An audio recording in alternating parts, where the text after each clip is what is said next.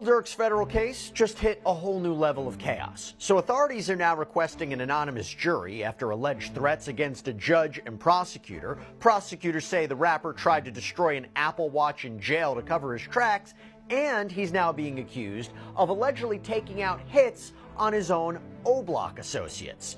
With his trial currently set for January, the stakes couldn't be higher. We are going to break down all the latest updates in this case with a former federal prosecutor. Welcome to Sidebar, presented by Law and Crime.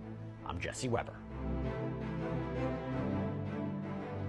All right, the Lil Durk case just took another wild turn, maybe series of turns is the best way to explain it. So federal prosecutors are now saying that the Chicago rapper, A, ordered hits on his own O-Block associates for failing to retaliate after the death of a fellow artist, King Von.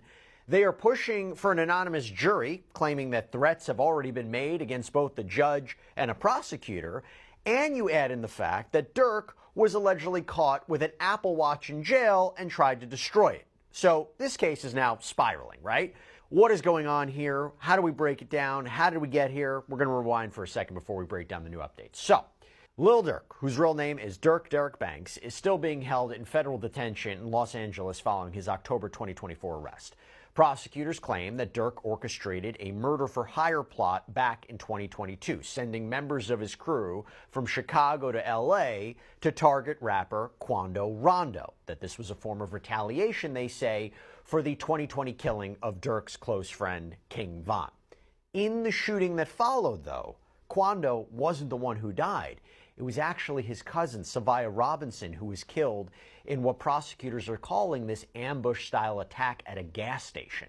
Now, Durk isn't accused of pulling the trigger himself. He is accused of ordering the hit, allegedly funding it and directing it. That is what landed him a stack of federal charges, including conspiracy, firearm offenses, murder for hire resulting in death.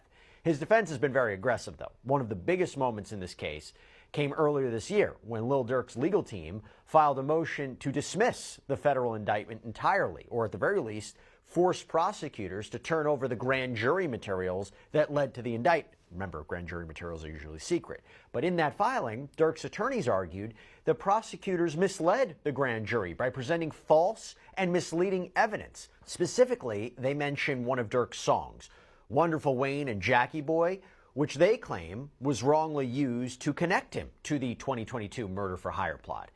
The thing is, the argument they make, he had actually written the lyrics that prosecutors were citing months before the killing.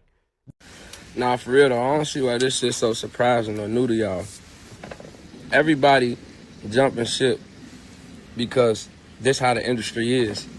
Nobody in the industry is gonna stick around you when you at your lowest. If they can't get clout, notoriety, money, fame, features, videos, something that they could benefit from off you, they're gonna jump ship.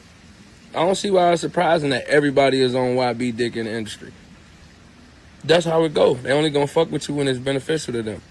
None of these niggas ain't grow up with Durk. None of these niggas ain't friends or real homies with Durk for real, for real. You know what I'm saying? Or they would never change, or they would never jump ship. Cause where we from, if you fuck with me, my ops is your ops is mine. Some people don't look at it like that. Some people look at it like I fuck with both parties. I ain't got nothing to do with it. And look, you not wrong for that. You know what I'm saying? Like I said, shout out to the motherfuckers that still there, stayed down for Durk, his real family and friends. You feel? Hey, look, and understand this too. When you in the industry, just because we did a song together, just because we did a video together, just because we got features together, that don't mean your ops is my ops. That don't mean I'm gonna kill and die for you. That don't mean that. It's just business at the end of the day. So everybody that you see jumping ship and moving around, just because you seen them in pictures with Durk on songs and features with Durk and all that shit, that don't mean that that's his family. That don't mean that that's his real friends. So they not obligated to ride with Smirk. You get what I'm saying? On nothing. It's some niggas in the industry that's cordial with both parties, and that's fine. You get what I'm saying? But at the end of the day, everybody gonna have their time to shine. Everybody gonna go up. When I was locked up, Savage reached out to me. And he was like, "Goddamn, how you feel about, getting on the phone with the other boy?" And I was like, "Shit, man, I ain't tripping. I ain't gonna do it while I'm in here." He was like, "I just feel like y'all need to have a conversation, bro. Because sometimes that shit don't even be about y'all." And I was open to it. They sent him one of my songs, and he sent me one of his songs.